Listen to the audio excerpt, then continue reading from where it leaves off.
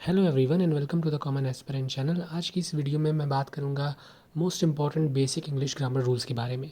तो ये वीडियो बहुत टाइम से मैं बनाना चाह रहा था पर बन नहीं पा रही थी, लेकिन आज फाइनली मैंने अपलोड करी है। तो इसमें मैं वो रूल्स शेयर करूंगा जितने मुझे आते हैं। तो चलिए शुरू करते हैं। पहले मैं अपने नंबर दिखा दूँ कितने मेरे आ चुके हैं अभी तक, जितने मैंने पेपर दिए। इंग्लिश के मार्क्स हैं ये सब।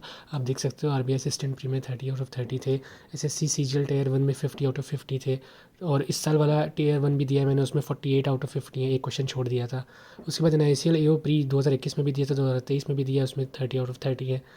आईपीएस प्लस मेंस में 40 में 37.50, और ऐसे ही बाकी एग्जाम्स में भी हैं। तो ये मेरे मार्क्स आए, ठीक है।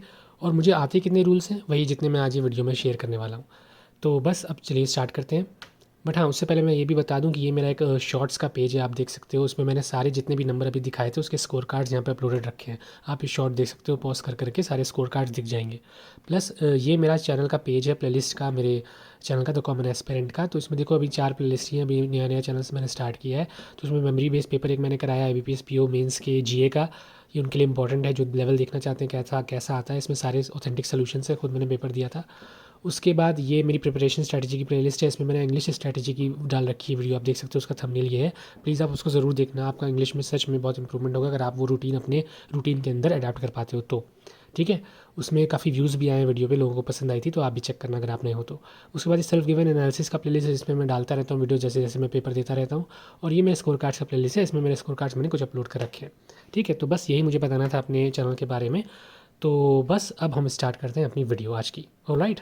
एंड हाँ, वीडियो शुरू करने से पहले मैं कुछ इंपॉर्टेंट नोट्स भी आपके साथ शेयर करना चाहता हूँ। और वो ये है कि देखो, आपको बैंक के लिए सिर्फ बेसिक ग्रामर रूल्स ही याद करने हैं, एडवांस नहीं याद करने। क्योंकि बैंक एग्जाम्स में सिर्फ बेसिक ग्रामर रूल्स ही आते हैं। मैंने बहुत सारे बैंक एग्जाम्स दिए हैं, प्री और मेंस मिला के। बेसिक ग्रामर रूल्स ही हमेशा वो लोग पूछते हैं, ठीक है।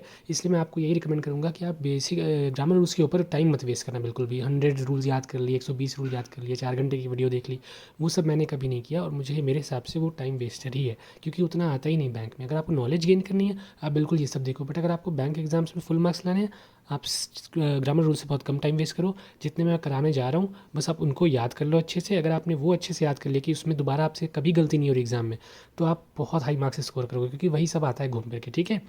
तो चलो अब हम स्टार्ट करते हैं फाइनली। तो आज का रूल नंबर 1 है, no sooner is followed by than, ठीक है। आपको बस ये याद रखना है कि कभी भी एग्जाम में नो सूनर आएगा कोई भी सेंटेंस में, तो उसमें हमेशा दैन लगना है उसके बाद, ठीक है। फॉर एग्जाम्पल देखते हैं, no sooner had I entered the class when the student stood up, ठीक है। ये सेंटेंस इनकरेक्ट है, बताओ क्यों। क्योंकि इसमें नो सूनर के साथ वेन का इस्तेमाल हो गया है। इसमें मैं भी शुरुआत में बहुत गलती करता था, हम लोग को पढ़ते टाइम ध्यान नहीं रहता है, बट ये गलत सेंटेंस है। इसका सही सेंटेंस है, no sooner had I entered the class than the student stood up, ठीक है। तो बस आपको बस इतना याद रखना है कि नो सूनर के साथ हमेशा दैन लगेगा, कुछ और नहीं लगेगा। ये दिमाग में आप अपनी बात बैठा लो, तो हमेशा आपके लिए ये चीज़ सही रहेगी, ठीक है। तो सिर्फ देखो, आज मैं सिर्फ बेसिक रूल्स ही कराऊंगा, यही मुझे भी आते हैं। और ये सब आप सबको भी आने चाहिए। अगर आपको ये सब नहीं पता थे या आपको ये नहीं पता था, तो देखो कितनी ज़्यादा गलती हो रही है आपसे। बेसिक रूल्स आपको आने चाहिए, ठीक है। अब चलो चलते हैं रूल नंबर 2 की तरफ। वो है, scarcely hardly should be followed by when not by than. अब देखो, जैसे पहले था हमारा क्या था, वो नो सुनर उसके साथ दैन लग रहा था। अब यह स्कार्सली और हार्डली जैसे वर्ड्स के साथ दैन नहीं लगता, वेन लगता है। तो ये चीज़ आपको याद रखनी पड़ेगी दिमाग में, ठीक है, मेमोराइज करना पड़ेगा। For example, scarcely had he arrived then he had to leave again, ये इनकरेक्ट है, बताओ क्यों। क्योंकि इसमें स्कार्सली के साथ दैन का इस्तेमाल हो गया है। इसका करेक्ट सेंटेंस है, scarcely had he arrived when he had to leave again, ठीक है। तो यही आपको याद रखना है कि स्कार्सली और हार्डली जैसे शब्दों के साथ वेन नहीं, वेन लगता है, दैन नहीं। और नो सूनर के साथ दैन लगता है, वेन नहीं, ठीक है। चलो, ये 2 रूल हो गए आपके। अब रूल नंबर 3 पे चलते हैं। More than one indicates a plural sense but it is treated as a sort of compound of one, thus it agrees with a singular noun and it takes a singular verb. तो अब देखो यहाँ पे क्या बकवास लिखी हुई है, तो मैं इसे सेंटेंस से समझाता हूँ। देखो, मोर than one employees were killed in the incident, in the accident, ये इनकरेक्ट है। अब बताओ क्यों इनकरेक्ट है। क्योंकि भाई इसमें मोर देन वन एम्प्लॉयज़ लिखा हुआ है।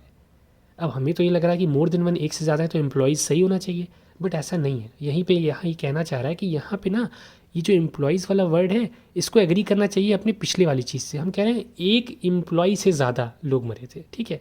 तो एक एम्प्लॉयज़ नहीं कह सकते हैं हम, हमारा फोकस वन पर ही है यहाँ पे, ठीक है। तो आप इसको ऐसे याद कर लो कि कभी भी मोर देन वन लिखा होगा तो उसके आगे हमेशा सिंगुलर ही सिंगुलर ही ये होगा वर्ड, ठीक है। देखो, जैसे more than one employee was killed in the accident, ये सही है, ठीक है। तो मोर देन वन कहीं भी आपको दिखाई देगा तो आपको हमेशा वहाँ पे सिंगुलर फॉर्म रखना है, प्लूरल नहीं। अगर यहाँ पे ये ऐसा होता कि मोर देन 2 एम्प्लॉयज़ वर किल्ड, वो सही हो जाता क्योंकि भाई 2 से ज़्यादा मरे। तो ये आपको बस ये ध्यान रखना है कि जो ये वर्ड होगा ना, ये मोर देन वाले के पिछले वाले वर्ड के साथ एग्री करेगा। तो बस देखो मोर देन 1 एम्प्लॉय, एक से ज़्यादा, ठीक है। अब चलते हैं रूल नंबर 4 की तरफ। It is common practice in conversations to make a statement and ask for confirmation. For example, ये तो देखो तुम्हारा क्वेश्चन टैग वाला आ गया, ये बहुत बेसिक है, बेसिक रूल्स ही आते हैं एग्जाम्स में, ठीक है, ये होना चाहिए याद। It is very hot, it isn't it, ये सही सेंटेंस है कि भाई आज बहुत गर्मी है, नहीं है क्या। तो इसमें बस आपको ये ध्यान रखना है क्वेश्चन टैग में कि पॉजिटिव अगर सेंटेंस है तो नेगेटिव क्वेश्चन टैग होगा, वाइस और वाइस वर्सा होता है, नेगेटिव है तो पॉजिटिव होगा। For example, it is raining, is it, ये इनकरेक्ट है, बताओ क्यों। ये इसलिए इनकरेक्ट है क्योंकि इसका मतलब हो रहा है आज बारिश हो रही है, हो रही है, इसका कोई मतलब नहीं हुआ ना, हम लोग ऐसे तो बोलते नहीं, हम लोग कहते हैं आज बारिश हो रही है क्या। तो ये सही सेंटेंस है, समझ गए। अगर यहाँ पे नॉट नहीं लगा होगा तो यहाँ नॉट लगेगा, और अगर यहाँ पे नॉट लगा होगा तो यहाँ नॉट नहीं लगेगा, बस इतना सिंपल सा याद रखना है। एक और एग्जांपल देख लो, you are not busy aren't you, तुम बिजी नहीं हो, नहीं हो, इसका तो कोई मतलब हुआ नहीं। You are not busy are you, तुम नहीं बिजी हो क्या, तो ये सही हो गया सेंटेंस। तो देखो यहाँ पे नॉट लगा था तो यहाँ नहीं लगा, यहाँ पे नॉट नहीं लगा था तो यहाँ लग गया, ठीक है। तो बस वाइस वर्सा करना है, उल्टा करना है। तो बस ये होता है क्वेश्चन टैग। तो ये आपका रूल नंबर 4 कंप्लीट। इसको बस ये चीज़ों को दिमाग में ध्यान रखना, बार बार रिवाइज कर करके, ठीक है, ताकि एग्जाम में स्ट्राइक करे। उसके बाद रूल नंबर 5 पे चलते हैं। The two first is a meaningless expression for it implies the two things may be first, we should say the first two. अब ये मैंने इसलिए डाल दिया क्योंकि यार ये थोड़ा इंपॉर्टेंट है। देखो मैं अब कोई इंग्लिश का टीचर तो हूँ नहीं, मैं भी एक एस्पिरेंट हूँ, मैंने भी ये सब याद कर रखा है अलग अलग जगहों से देख के, PDF से और मॉक्स से देख के। तो मैंने कुछ कुछ चीज़ें वहाँ से कॉपी कर ली हैं सिर्फ समझाने के लिए, ठीक है। रूल्स हमेशा लेकिन यूनिवर्सल ही हैं, और यही मैंने बेसिक वाले चुने जो सबसे इंपॉर्टेंट है, जो एग्जाम्स में आते हैं, जो मैंने याद किए। तो देखो इसका क्या मतलब है, सेंटेंस से समझो। The two first chapters of novel are dull, ये गलत है, अब बताओ क्यों। अब देखो यही एरर स्पॉटिंग होती है। अब देखो the two first chapters of novel are dull, जल्दी जल्दी में हम लोग देख लेंगे, अरे हाँ सही लिखा है, सही लिखा है, पर ये गलत है। दो पहले चैप्टर्स, किसी चीज़ का दो पहली चीज़ें हो सकती हैं क्या, नहीं। पहला पहला होगा, दूसरा दूसरा होगा, दो पहले कैसे हो जाएंगे। तो उसका सही सेंटेंस होगा the first two chapters of the novel are dull, पहले दो चैप्टर नॉवेल के डल हैं, मतलब अच्छे नहीं हैं, बहुत ही मुरझाए हुए से, मतलब बेकार है, उसमें रोमांच नहीं है। तो ये हुआ सही सेंटेंस। तो बस आपको क्या ध्यान रखना है, टू फर्स्ट कोई चीज़ नहीं होती, द फर्स्ट टू होती। कभी भी सेंटेंस में देखो द फर्स्ट टू लिखा होगा, पहले दो, दो पहले कुछ नहीं होता, ठीक है। तो ये आपका रूल नंबर 5। अब चलते हैं नेक्स्ट रूल की तरफ, rule number 6। The preposition of denotes separation at a distance from or far from, where as the preposition of denotes cause, origin, quality, possession. ये बहुत इंपॉर्टेंट रूल है, देखो ये बहुत बार एग्जाम में आता है। ऑफ यानी डबल एफ वाला, और ऑफ सिंगल एफ वाला। अब इसमें अंतर क्या है, ऑफ जो डबल एफ वाला है वो बताता है किसी चीज़ से अलग करना, या कहीं और चले जाना, या अजीब सा लगना, ये उसकी मीनिंग है, ठीक है। और जो हमारा नॉर्मल वाला ऑफ, ये तो बताता है किसका है, ठीक है, ओरिजिन, पोजीशन, ठीक है। अब इसे सेंटेंस से समझते हैं। ही पुट ऑफ हिज कोट, ये गलत है, क्यों गलत है, क्योंकि यहाँ पे सिंगल एफ वाला ऑफ लगा है, इसका कुछ मतलब ही नहीं हो रहा। ही पुट ऑफ हिज कोट, क्या मतलब है इसका, कुछ नहीं। हमें कहना है कि उसने अपना कोट उतार के रख दिया, तो इसको अगर कहोगे तो ये होगा ही पुट ऑफ हिज कोट, यानी उसने अपना कोट उतार के रख दिया। ऑफ का मतलब सेपरेशन, अलग करना, ठीक है। तो यहाँ पे ये सेंटेंस सही है। इसको पता करने के लिए मीनिंग पता होनी चाहिए दोनों वर्ड्स की। उसके बाद ही डाइड ऑफ कैंसर, वो कैंसर से हट के मर गया, इसका तो कोई मतलब है नहीं। सही सेंटेंस होगा ही डाइड ऑफ कैंसर, वो कैंसर से मर गया, ठीक है। तो आप समझ रहे हो मीनिंग और इसका यूसेज। इसको समझाने के लिए और मैं तो यूसेज ले लेता हूँ ऑफ के। देखो पहला जैसे ऑफ ही गोस, ये यही सब इस्तेमाल होता है ऑफ का, यही सब आता है एग्जाम में। ऑफ ही गोस मतलब चला गया, वो निकल गया, ठीक है। यहाँ पे तुम सिंगल एफ लगा के नहीं लगा सकते। उसके बाद द प्लेन टुक ऑफ, तो टुक ऑफ तो एक ऐसा एक फ्रेज टाइप का हो गया, ठीक है। The plane took off, plane उड़ गया, यहाँ डबल एफ लगा है, देखो चला गया, सेपरेट हो गया। ही seems a little of today, अब देखो ये भी एक इसका यूसेज पता होना चाहिए। ही seems a little of today का मतलब आज वो कुछ यार मतलब नॉर्मल सा नहीं लग रहा था, अलग सा लग रहा था, मे बी उसके साथ कुछ दिक्कत हो गई हो, कुछ प्रॉब्लम हुई हो, ठीक है। तो ये इसकी यूसेज है, देखो ये 3 यूसेज ये और एक यूसेज ये वाला, अलग कर देना, चले जाना, उड़ जाना, या अलग अजीब सा लगना। तो बस यही ऑफ के 4-5 यूसेज है। तो इनको या तो ऐसे याद कर लो कि इनके यूसेज रट लिए, या ऐसे याद कर लो कि क्या इसकी मीनिंग है, ठीक है। तो ये आपका रूल नंबर 6 हो गया, बहुत बार आता है, इसको ध्यान रखना। उसके बाद rule number 7, beside means by the side of, while besides means in addition to. यार ये बहुत इंपॉर्टेंट रूल है, ये भी कई बार आता है। बिसाइड का मतलब होता है जिसमें एस नहीं है, ये मतलब मेरे बगल में, और बिसाइड जिसमें एस है मतलब इसके अलावा और, ठीक है। सेंटेंस से समझते हैं। He sat besides the chair, गलत सेंटेंस है। वो मेरे एक और अलावा चेयर पे इसका कोई मतलब नहीं भाई, इसका तो कोई सेंटेंस मतलब ही नहीं हुआ। He sat beside the chair, वो मेरे बगल वाली चेयर में बैठ गया। ठीक है, चेयर पे नहीं बैठा, he sat beside the chair, वो चेयर के बगल में बैठ गया। तो ये सेंटेंस है, ये बहुत बार आता है एग्जाम में, इसको याद रख लेना एकदम दिमाग में। जितने भी रूल्स हैं सब बहुत इंपॉर्टेंट, बहुत बार आते हैं, यही सब घूम फिर के आते हैं, आलतू फालतू के 100-200 रूल नहीं आते। तो इनको हमेशा रिपीट रिवाइज करके याद करते रहना, यही आएंगे ये सब एग्जाम्स में, ठीक है, चाहे प्री हो चाहे मीन्स। अब चलते हैं रूल नंबर 8 की तरफ। Between is use for only 2 things or persons while among is use for more than 2। बहुत इंपॉर्टेंट रूल है, अगेन यार बहुत इंपॉर्टेंट रूल है। देखो बिटवीन जब कंपैरिजन करते हो किसी दो लोगों के बीच में तो बिटवीन लगेगा, बट अगर कंपैरिजन करोगे दो से ज़्यादा लोगों के बीच में तो अमंग लगता है। अब सेंटेंस से देखो, you have to choose among tea and coffee. ये इनकरेक्ट है, बताओ क्यों? क्योंकि यार इसमें टी एंड कॉफ़ी दो ही चीज़ों की बात हो रही है, तो बिटवीन लगेगा, ठीक है, अमंग नहीं लगेगा। You have to choose between tea and coffee, ठीक है। अब यहीं पे अगर ऐसा होता है you have to choose among, ये मतलब all the boys, you have to choose among all the boys, you have to choose a single boy among all the boys. तो देखो इसमें तुम्हें एक लड़का चुनना है सारे बॉयज़ में से, बॉयज़ बहुत सारे हैं, दो से ज़्यादा हैं, तो you have to choose one boy from among among all the boys, ठीक है। तो समझ गए, बिटवीन जब दो से कंपैरिजन होना है बस ऐसे याद कर लो, और अमंग जब दो से ज़्यादा है, ये सेंटेंस पढ़ के समझ में आ जाएगा दो से कंपैरिजन हो रहा है कि दो से ज़्यादा से हो रहा है, वहीं उस हिसाब से लगा देना, इसको मेमोराइज़ करना पड़ेगा।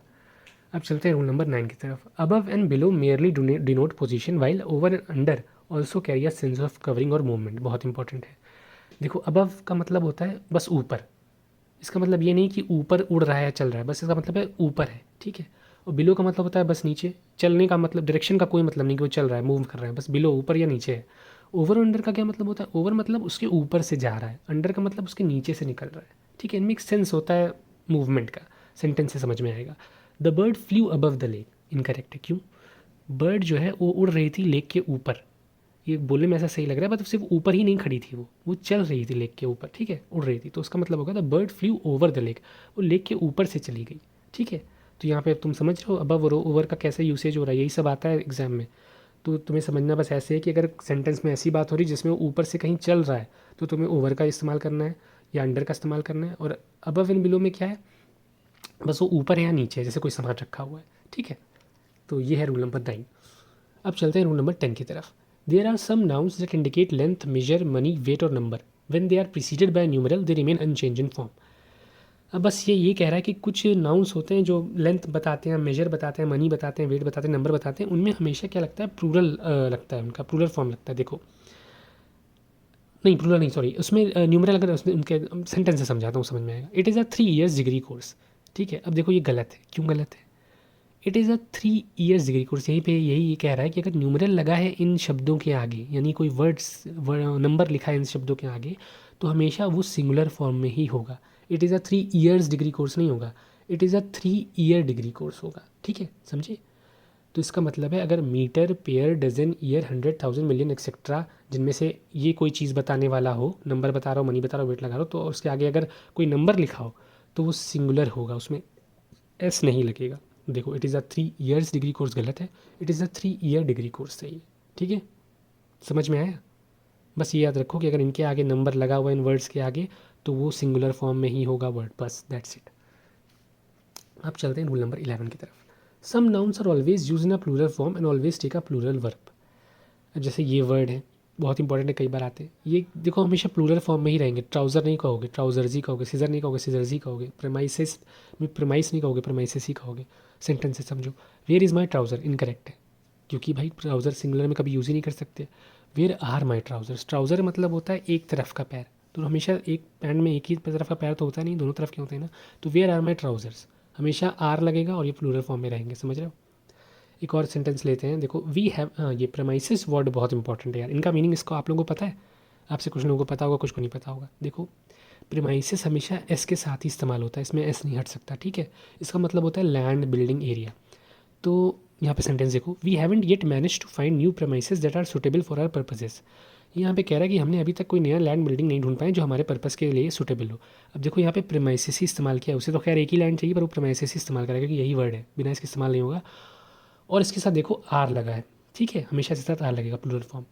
अब एक और वर्ड होता है प्रेमाइस, जिसमें एस नहीं होता है लेकिन उसकी मीनिंग ही अलग होती है, वो डिफरेंट वर्ड है, उसका सिंगुलर फॉर्म नहीं, वो डिफरेंट वर्ड है। प्रेमाइस का मतलब होता है थीम, प्लॉट, कि this story is based on the premise of, ऐसे करके, समझ रहे हो। तो वो दोनों वर्ड ही अलग है। तो इस पर काफ़ी ध्यान रखना, कन्फ्यूज़ मत होना। प्रेमाइस अलग वर्ड है, इसका मतलब होता है थीम या प्लॉट। प्रेमाइसिस का मतलब होता है लैंड बिल्डिंग एरिया, ठीक है। और ये प्रेमाइसिस हमेशा ऐसे ही इस्तेमाल होगा, इस बिना एस के नहीं इस्तेमाल होगा, ये ध्यान में रखो, मेमोराइज कर लो, आता है एग्जाम में। अब चलते हैं रूल नंबर 12 की तरफ। A pronoun must agree with its antecedent in person, number and gender. ये क्या बकवास है, देखते हैं। Every man must bring his luggage. अब ये सेंटेंस सही है कि गलत, बताओ। सेंटेंस सही है। ये यहाँ पे ये रूल ये कह रहा है कि जो भी यहाँ पे सब्जेक्ट होगा हमारा, वो उसकी जो प्रोनाउन होगी एग्री करनी चाहिए। एवरी मैन, यहाँ पे हमारा मैन सब्जेक्ट है तो यहाँ पे हिज होगा, ठीक है। All students must do their homework, यहाँ पे सब्जेक्ट क्या है, स्टूडेंट्स। अब हमें ये तो पता नहीं कि मेल है कि फीमेल है, तो यहाँ पे देयर लगेगा। All students must do their homework, अगर यहाँ पे ये कर दो all students must do his homework, गलत है, ठीक है। अब चलते हैं। Each of the girls must carry her own bag. अब देखो यहाँ पे गर्ल्स सब्जेक्ट है तो प्रोनाउन हर लगा है। ये सेंटेंस करेक्शन में बहुत बार आता है, अगर आप लोग भी पेपर देते होगे आप लोग को ध्यान होगा, ये बहुत आता है डिटेक्शन में कि यहाँ पे गर्ल्स दे देंगे, यहाँ पे देयर कर देंगे, गड़बड़ हो जाएगा। तो each of the girls must carry her own bag, ठीक है। तो ये याद रखना है, जो सब्जेक्ट है उसी के साथ प्रोनाउंस एग्री करेगा, अब प्रोनाउन एग्री करेगा, ठीक है। तो ये है हमारा रूल नंबर 12। अब चलते हैं रूल नंबर 13 की तरफ। The pronoun one must be followed by one's. ये तो बहुत बार आया है, आप लोग को भी पता होगा, बहुत बार आया एग्जाम्स में। इसमें क्या है देखो, one must finish his task on time. क्या है, गलत है सही है, गलत है। वन मस्ट पढ़ते टाइम नहीं लगता, जल्दी एग्जाम में पढ़ते हैं कहते हैं हाँ सही सही है, पर धीमे धीमे पढ़ना है। देखो गलती क्या है, one must finish his task on time.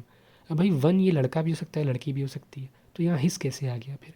One must finish one task on time, जैसे भी पहला रूल था इसमें हम बता रहे थे कि सब्जेक्ट के साथ एग्री करना चाहिए, वैसे यहाँ भी ये समझो, one must finish his task on time, one must finish one task on time, ये सही है का सेंटेंस, ठीक है। तो वो हमारा रूल हो गया फिनिश। अब चलते हैं रूल 14 की तरफ। One of always takes a plural noun after it. ये अच्छा इंपॉर्टेंट है, काफ़ी इंपॉर्टेंट है, आया एग्जाम में ये भी। It is one of the most important day in my life.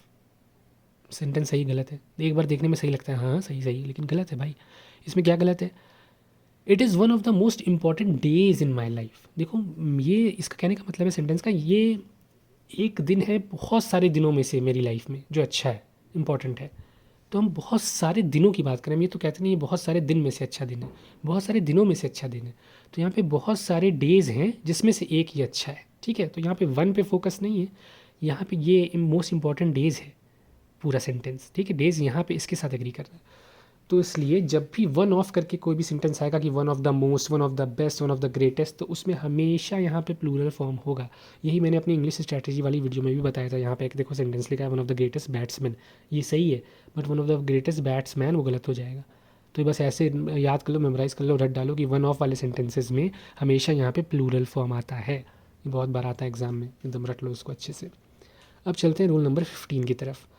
Not only is always use with but also. Simple, again basic rule है, अगर आपको ये नहीं पता इस टाइम वीडियो देखते टाइम तो समझो आपकी तैयारी में बहुत गैप है। ये बहुत बेसिक रूल्स मैं करा रहा हूँ, यही मुझे बेसिक आते हैं, मुझे एडवांस बिल्कुल नहीं आते क्योंकि वो एग्जाम में भी नहीं आते। तो अगर इन बेसिक्स में भी आपको प्रॉब्लम हो रही है तो समझो आपकी प्रिपरेशन कितनी गड़बड़ है। तो बस ये बेसिक्स आपको अच्छे से रिवाइज करना है। Not only is always use with but also. Sentence में देखो, he comes not only for swimming but also for coaching the learners. ये सेंटेंस गलत नहीं, सही है। He comes not only for swimming but also, हाँ सही है। हाँ तो यही रूल था, पहले समझा दूँ। तो ये रूल है देखो, he comes not only for swimming but also for coaching the learners, ये सेंटेंस सही है। पर अगर हम यहाँ कुछ और लिख दो, he comes not only for swimming and also for coaching the learners, गलत हो जाएगा, ठीक है। तो नॉट ओनली के साथ हमेशा बट ऑल्सो लगेगा, नहीं लगा है तो सेंटेंस गलत है, ऑलराइट। अब चलते हैं रूल नंबर 16 की तरफ। Two or more similar subjects connected by and usually take a verb in the plural. देखो ये क्या कहना चाह रहा है, Hari and Ram is here, incorrect है। Hari and Ram are here. देखो यही कह रहा है कि अगर दो सिंगुलर सब्जेक्ट हैं जो एंड से कनेक्टेड है, हरी भी सिंगुलर है, राम भी सिंगुलर है, एंड से कनेक्टेड है, तो उनमें जो ये वर्ब होगा ये होगा प्लूरल फॉर्म में। हरी एंड राम इज़ हियर नहीं है क्योंकि हम दोनों की बात कर रहे हैं ना। हरी एंड राम इज़ हियर का मतलब हो रहा है कि हम राम पे फोकस करे दे रहे हैं, नहीं नहीं नहीं नहीं। हरी एंड राम आर हियर, दोनों दोनों यहाँ पे, इसलिए आर लगेगा यहाँ पे, ठीक है।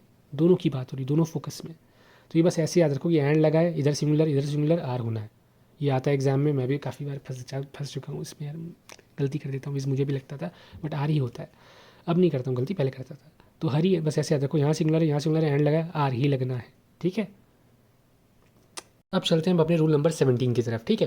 तो देखो, usage of neither nor and either और। अब देखो इसका यूसेज क्या है सेंटेंस के थ्रू, देखो neither he nor I were there, ये इनकरेक्ट है। अब तुम कहोगे क्यों इनकरेक्ट है, क्योंकि पिछले वाले में तो एंड जब लगा था तब कह रहे थे सिंगुलर है तो यहाँ पे प्लूरल होना चाहिए, क्यों नहीं, क्योंकि भैया वो एंड का केस था। ये नीदर नॉर और ईदर और का इनके स्पेशल केस होते हैं। सही सेंटेंस क्या है, neither he nor I was there, ना तो वो ना तो मैं वहाँ था। ठीक है, हम यहाँ पे क्योंकि अकेले अकेले की बात हो रही है, या तो वो ना तो मैं, यहाँ पे हम मिला नहीं रहे हैं दोनों को, क्योंकि एंड क्या करता है, मिला देता है, इसलिए हमें आर करना पड़ रहा था। नीदर ही नॉर आई क्या कर रहा है, एक एक करके बात कर रहा है, इसलिए हमें वॉज लगाना पड़ रहा है। समझ रहे हो? तो इसको ऐसे याद रखो कि नीदर नॉर ईदर और के साथ हमेशा यहाँ पे वो वर्ड लगेगा जो लास्ट वाले का हो। देखो ये किसके साथ एग्री कर रहा है, वॉज आई के साथ एग्री कर रहा है। अगर यहाँ पे ऐसा सेंटेंस होता कि neither he nor they were right, तो इसमें देखो दे के साथ वर लगा, neither he nor they was right नहीं होगा, क्योंकि यहाँ पे वो वाला फॉर्म लगेगा जो इसके साथ एग्री करे, लास्ट वाले के साथ। ठीक है, तो बस इसको ऐसे याद रखो कि neither he nor I was there, यानी इसके साथ जो एग्री करेगा वो यहाँ पे आएगा। ठीक है, और एंड में हमने अभी तुम्हें बताया था कैसे, तो बस इसको ऐसे याद रखो। ये हो गया रूल नंबर 17। अब चलते हैं रूल नंबर 18 की तरफ। Words join to a singular subject by with, together with, in addition to, or as well as etcetera are parenthetical and therefore do not affect the number of the verb. बाप रे बाप, इसका क्या मतलब है मुझे खुद नहीं पता, पर देखो मुझे तुम्हें समझाता हूँ क्या होता है। The chief with all his men one were massacred, ये गलत है। The chief with all his men were massacred गलत है। क्यों गलत है? क्योंकि भैया ये यहाँ वर लगा रहा है, ये इन दोनों को साथ में एग्री करना चाह रहा है कि चीफ भी और उसके सारे आदमी, इसलिए प्लूरल कर दिया। नहीं, गलत है। सही है the chief with all his main was massacred. यहाँ पे देखो फोकस किस पे, कॉमा लगाए, फोकस पे कौन है, फोकस पे चीफ है। द हम चीफ को फोकस में बात कर रहे हैं, साइड में बता रहे हैं कि हाँ भैया उसके मेन भी मर गए। The chief with all his main was massacred, क्योंकि अगर यहाँ पे कॉमा ना होता तो सेंटेंस क्या होता है, the chief was massacred. Comma से भी वो चेंज नहीं होगा, बस हम एडिशनल इन्फॉर्मेशन दे देंगे। इसलिए सब्जेक्ट हमारा फोकस में कौन है, चीफ, इसलिए the chief with all his man was massacred, ये सही होगा। बहुत बार आता है एग्जाम में, इसको रट लो इस रूल को। तो बस ऐसे याद रखो कि विद लगाया अगर टुगेदर विद से जुड़ा है, या इन एडिशन टू से जुड़ा है, या और से जुड़ा है, एज वेल एज से जुड़ा है, इन्हीं 5 से जुड़ता है ज़्यादातर। अगर जुड़ा है तो उसमें हमें यहाँ पे वॉज लगाना होगा, इसके साथ एग्री करना होगा। ठीक है, इस बात को ध्यान में रखो। तो चलो अब चलते हैं अपने नेक्स्ट रूल की तरफ। तो देखो हमारा रूल नंबर 19 क्या कहता है कि ये रूल ये कहता है when 2% of things are compared it is important the same parts of things should be compared. तो उसका क्या मतलब है, ये कह रहा है कि यार देखो सेंटेंस ही थ्रू समझते हैं। देखो सेंटेंस क्या कह रहा है, the population of Bombay is greater than Delhi. ये इनकरेक्ट है। क्यों इनकरेक्ट है? क्योंकि भाई इसमें ये कह रहा है कि जो पॉपुलेशन ऑफ बॉम्बे की है वो दिल्ली से ज़्यादा है। इनकरेक्ट है। करेक्ट क्या है, the population of Bombay is greater than that of Delhi. Bombay की जो पॉपुलेशन है वो दिल्ली की पॉपुलेशन से ज़्यादा है, ये सेंटेंस सही है। इसको तुम सेंटेंस इंप्रूवमेंट में भी ला सकते हो, सेंटेंस करे और इनकरेक्ट सेंटेंस में भी ला सकते हो कि देखो यहाँ पे पॉपुलेशन ऑफ बॉम्बे कंपेयर हो रही है दिल्ली के साथ।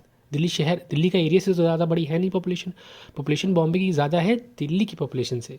ठीक है, यही रूल कहना चाह रहा है कि दोनों को सेम चीज़ कंपेयर करोगे। बस तुम ये ध्यान रखना कि दैट ऑफ का ध्यान रखना, सेंटेंस में दैट ऑफ होना चाहिए जब कंपैरिजन दो चीज़ों की किसी चीज़ के बारे में हो रहा है। ठीक है, तो उसका ध्यान रखना, बस इस रूल में यही है कि सेम चीज़ों का कंपैरिजन हो, बहुत बार आता है एग्जाम्स में, तो उसका आपको ध्यान रखना है। ऑलराइट, दैट ऑफ का स्पेशली। तो चलो अब चलते हैं हम अपने नेक्स्ट रूल की तरफ। अब हम चलते हैं अपने रूल नंबर 20 की तरफ, जो कि है the double comparatives in superlative should not be used. तो देखो उसका क्या मतलब है, he is the most cleverest boy in the class. Incorrect है। अब देखो क्यों इनकरेक्ट है, क्योंकि कुछ वर्ड ऐसे नहीं होते हैं जैसे कि good, better, best, bad, worse, worst, जिनके अलग अलग फॉर्म होते हैं कंपेरेटिव और सुपरलेटिव वाले। तो उसमें भाई क्या होता है, उससे तुम उसको और नहीं बढ़ा सकते हो कोई वर्ड लगा के। अब क्लेवरेस्ट पहले ही से ही सबसे ज़्यादा कह दिया क्लेवर है, तो तुम उसमें मोस्ट लगा के क्या करोगे? जब ये पहले ही कह दे रहा है कि भैया वो सबसे ज़्यादा क्लेवर बॉय है, तो उसमें मोस्ट लगा के तो कुछ होगा नहीं, इसलिए इनकरेक्ट हो जाएगा। ये रिडंडेंट वर्ड है, इसलिए इनकरेक्ट है। सही सेंटेंस क्या होगा, he is the cleverest boy in the class. ठीक है, तो बस ये ध्यान रखना, जब कंपेरेटिव एंड सुपरलेटिव वाले फॉर्म जो होते हैं वो वाले वर्ड अगर इस्तेमाल किए गए तो उसके आगे उसको और बढ़ाने के लिए कोई वर्ड नहीं लगा सकते हो, मच, मोस्ट, वेरी नहीं कर सकते। ठीक है, जैसे कि he is more visor then his brother. अब भाई he is visor then his brother, सिर्फ उसके ब्रदर से कंपैरिजन हो रहा है, तो अगर सिर्फ वाइजर लगा तो समझ जाओ कि हाँ ब्रदर से ज़्यादा अच्छा है।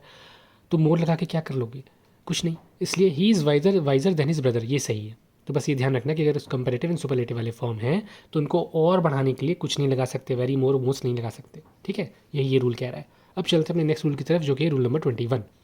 The comparative adjectives like superior, inferior, senior, junior, prior, anterior, posterior, prefer, etcetera should be followed by to instead of than. बहुत इंपॉर्टेंट भाई, बहुत ज़्यादा इंपॉर्टेंट रूल है, ये बहुत बार आया है। अब देखो क्या कहना चाह रहा है कि जब ऐसे वर्ड्स तुम्हारे पास आएँ तो उनमें टू लगता है, दैन नहीं लगता है। देखो देखने में सही लगता है, ही सीनियर देन मी, अगर जल्दीबाजी में देखो कहोगे हाँ सही है, मुझसे ज़्यादा बड़ा है। गलत है, he is senior to me, जब ऐसे वर्ड आ जाएँ superior, inferior, senior, junior, prior, interior, posterior, prefer, तो भैया उसमें दैन नहीं टू लगेगा। रट लो एवन वर्ड्स को, क्योंकि यही सब वर्ड्स आते हैं एग्जाम में। एक और एग्जाम्पल देखो, I prefer Pepsi than Coca Cola. सही लग रहा है भाई, मुझे पेप्सी पसंद है कोका कोला से, नहीं, गलत है। I prefer Pepsi to Coca Cola, ये सही है। I prefer Pepsi to Coca Cola.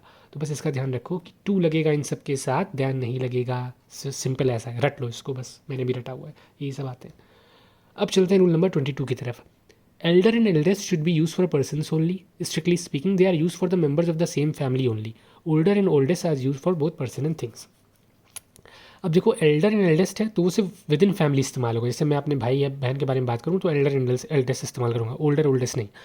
और एक और चीज़, अगर एल्डर और एल्डेस्ट इस्तेमाल करूँगा तो वो सिर्फ आदमियों के लिए इस्तेमाल किया जाता है ज़्यादातर, ठीक है। अगर हमें पौधों के लिए इस्तेमाल करना है, किसी और चीज़ के लिए इस्तेमाल करना है, या आदमियों के लिए और पौधों के लिए दोनों के लिए इस्तेमाल करना है, तो ओल्डर ओल्डेस्ट लगेगा, ठीक है। मतलब लो, समझ रहे हो मैं क्या कहना चाह रहा हूँ। देखो सेंटेंस से, he is my older brother, हम विद इन फैमिली बात करें तो ओल्डर नहीं आएगा, इसलिए इनकरेक्ट है। He is my elder brother, वो मुझसे बड़ा है, ठीक है। यही था बस इस रूल, मुझे लग रहा था एक और सेंटेंस मैंने रखा है पर रखा नहीं, बस यही था, समझ रहे हो ना। Elder eldest with in family और सिर्फ ह्यूमंस के लिए, ओल्डर ओल्डेस्ट फैमिली के बाहर और नॉन ह्यूमंस के लिए इस्तेमाल होता है, ठीक है। अब चलते हैं रूल नंबर 23 की तरफ। A sentence which is based on too format can not be replaced with so that. अब टू वाला फॉर्मेट तो पता होगा आप लोगों को, नहीं पता है तो गलत बात है, बेसिक है ये सब। He is too weak that he can not walk, he is too weak so that he can not walk, गलत है सेंटेंस। देखने में सही लग रहा है बहुत कमज़ोर इसलिए वो चल नहीं सकता, पर ये गलत है क्योंकि टू लगा हुआ है, तो यहाँ टू वाला फॉर्मेट फॉलो होगा। He is too weak to walk, समझ रहे हो, he is too weak to walk. लेकिन अगर इसको सही करना है, आपको सो दैट लगाना है, अगर सो दैट इस्तेमाल करना चाहते हो तो पूरा सेंटेंस चेंज हो जाएगा। He is so weak that he can not walk, ये होगा, फिर देखा टू हट जाएगा, इसलिए टू के साथ सो दैट नहीं आएगा। इसको गांठ बांध के याद कर लो, ये टू के साथ सो दैट नहीं आएगा, और अगर सो दैट लगेगा तो टू चला जाएगा, ठीक है। यही ये रूल कहना चाह रहा है बस। हाँ देखो सेंटेंस लिखा भी, he is so weak that he can not walk. अब ये सही हो गया कि भैया देखो वो इतना ज़्यादा कमज़ोर है कि वो चल नहीं सकता, यहाँ टू हट गया। तो यही रूल नंबर 23। अब चलते हैं रूल नंबर 24 की तरफ। Use of rather is done in sentences where we are talking about something unpleasant or negative. Similarly fairly is use in pleasant sentences. ये इंप्रूवमेंट में आता है, करेक्शन में नहीं आता है, इंप्रूवमेंट में आता है। देखो, it was a rather good movie, ये इनकरेक्ट सेंटेंस नहीं कह सकते उसे, बट इंप्रूवमेंट हो सकता है सेंटेंस में, क्योंकि रैदर नेगेटिव सेंस में इस्तेमाल होता है। It was a rather bad movie, अब ये इंप्रूवमेंट हो गया सेंटेंस का, ठीक है। ऐसे ही it was a fairly bad book, fairly positive sentence के साथ इस्तेमाल होता है, तो इनकरेक्ट ही है समझो एक तरीके से। अब इसको अगर करेक्ट करना है, इंप्रूव करना है सेंटेंस को, तो कहोगे it was a fairly good book, ठीक है, या it was a rather bad book, ठीक है, या it was a fairly good movie, ठीक है। समझ गए, सेंटेंस इंप्रूवमेंट में आता है, बहुत बार आता है, इसको याद करो। तो ये सब मेमोराइज करने वाले रूल्स हैं, ठीक है, इसलिए यही सब बेसिक आते हैं, तो इनको याद करना बहुत ज़रूरी है। बार बार वीडियो देखो या अपने रूट नोट्स बनाओ शॉर्ट वाले, कुछ भी करो, बट इन्हें याद करो कि इनमें गलती दोबारा ना हो। अब चलते हैं रूल नंबर 25 की तरफ। Hard means diligently, strenuously, hardly means scarcely at all. This two adverbial forms of hard must not be confuse. एकदम सही बात है। जो हार्ड है ना, वो हार्डली का मतलब हार्डली का एक फॉर्म नहीं है, समझ रहे हो, मतलब हार्डली हार्ड का कोई फॉर्म नहीं है, दोनों अलग वर्ड है। जैसे कि प्लेफुल प्लेफुली होता है, कलरफुल कलरफुली होता है, नहीं, ये सही है, पर हार्ड और हार्डली वैसे नहीं है। हार्डली अलग वर्ड है, अलग मीनिंग के साथ, हार्ड अलग मीनिंग के साथ है। हार्डली मतलब बिल्कुल नहीं, थोड़ा सा, बिल्कुल नहीं, मतलब उसे कुछ कोशिश नहीं की। हार्ड का मतलब समझते ही हो। He tried hardly to win the competition, उसने बहुत बहुत मेहनत करी विन कॉम्पिटिशन जीतने के लिए, नहीं, ये सेंटेंस वो नहीं कह रहा है। He tried hardly to win the competition, नहीं, गलत है। He tried hard to win the competition, ठीक है, ये सही हो जाएगा। तो समझ गए ना, हार्डली का मतलब स्कार्सली एट ऑल, मतलब I hardly play tennis at all. अब ये सेंटेंस है, मैं टेनिस बिल्कुल ही नहीं खेलता, हार्डली कभी कभार खेलता हूँ, स्कार्सली। समझ रहे हो मैं क्या कहना चाह रहा हूँ। तो ये इन दोनों का यूसेज देखो, ध्यान रखो, ये कई बार आता है। अब चलते हैं रूल नंबर 26 की तरफ। Ago is use with past indefinite tense, so if ago is use in a sentence that sentence must be in the past indefinite tense. अब पास इंडेफिनिट डेफिनेट ये सब मैं नहीं पढ़ता, ना ही इतना आता है। देखो इसको बस ऐसे याद रखो कि कोई भी सेंटेंस में अगर अगो लगा हुआ है तो उसका टेंस पास्ट में होगा। He has come a month ago, कम तो प्रेजेंट टेंस है, नहीं, गलत हो गया फिर। ही केम अ मंथ अगो, क्योंकि अगो लगा था तो केम हो जाएगा, ठीक है। तो बस इस रूल में इतना ही है, अगर अगो लगा है तो सेंटेंस पास में चाहिए। रूल नंबर 27 की तरफ चलते हैं। The sentence which starts with seldom, never, hardly, rarely और scarcely takes an inverse structure. क्या कहना चाह रहा है भैया। Seldom I had seen such a beautiful sight, कभी कभी मैंने देखी है इतनी अच्छी साइट, मतलब सीनरी। तो भाई ये गलत क्यों है? क्योंकि हमें इन्वर्स स्ट्रक्चर चाहिए। जब ये वर्ड से स्टार्टिंग होती है ना, सेल्डम, नेवर, हार्डली, रेयरली और स्कार्सली, तो जो हैड वाला पार्ट होता है ना वो पहले आ जाता है, आई बाद में आता है। अब देखो, seldom had I seen such a beautiful site, ये सेंटेंस करेक्ट हो गया। तो बस इसको ये याद रखो कि seldom, never, hardly, rarely, scarcely के साथ आई हैड नहीं, हैड आई, हैड वी ऐसे होगा, ठीक है। हैड पहले आ जाएगा, इन्वर्स स्ट्रक्चर चाहिए। तो बस इसको गांठ बांध के बैठा लो अपने दिमाग में कि जब भी ये 4 वर्ड आएंगे, 4-5 वर्ड, हमें ये ध्यान रखना है कि हैड बाद पहले हो, आई बाद में हो, आई वी बाद में, ठीक है। अब चलते हैं रूल नंबर 28 की तरफ। क्या है ये? Two conjunction should not be use in the same sentence. Conjunction जानते हो क्या होता है? कनेक्टर्स, एंड, विद, ये सब। तो ये कह रहा है 2 कनेक्टर्स साथ में इस्तेमाल नहीं करने चाहिए। देखो क्या मतलब है। Although she was tired but she still went on working, incorrect. अब देखो ये डिस्क्रिप्टिव के लिए भी बहुत यूज़फुल है। जब हम लोग ऐसे या लेटर टाइप करते हैं, कई बार ये कर देते हैं गलती, मैं खुद करता था मतलब, कि ऑल्दो शी वॉज टायर्ड जल्दी जल्दी में हो जाती है, but she was still went on working, सही लग रहा है बट गलत है, क्योंकि यहाँ पे 2 कनेक्टर इस्तेमाल हो रहे हैं। ऑल्दो के बाद कभी भी बट नहीं लगता, ऑल्दो खुद एक कनेक्टर है। तो सही सेंटेंस होगा although she was tired she still went on working, ठीक है। तो बट एकदम यहाँ रिडंडेंट था, पर जल्दबाजी में पढ़ते टाइम नहीं ध्यान में आता है। तो ये चीज़ बार बार जब पढ़ोगे ना, बार बार वीडियो देखोगे, बार बार अपने नोट्स देखोगे, इनको नोट करके, तो ये तुम्हें याद होने लगेगा, और फिर जब मॉक्स दोगे तो उससे और प्रैक्टिस होगी और बहुत अच्छा इंप्रूवमेंट आएगा तुम्हारा। तो although she was tired but she, समझ गए ना क्या है कि कनेक्टर्स 2 साथ में नहीं चाहिए। ऑल्दो के साथ कभी बट नहीं लगता है, 2 के साथ भी नहीं लगता, ये सब बस ऐसे तुम्हें ध्यान रखना है। उसके बाद बोथ, अब आता है रूल नंबर 29। क्या है? Both should be followed by and. Very very very important rule, बहुत बार आया है ये, बेसिक है एकदम।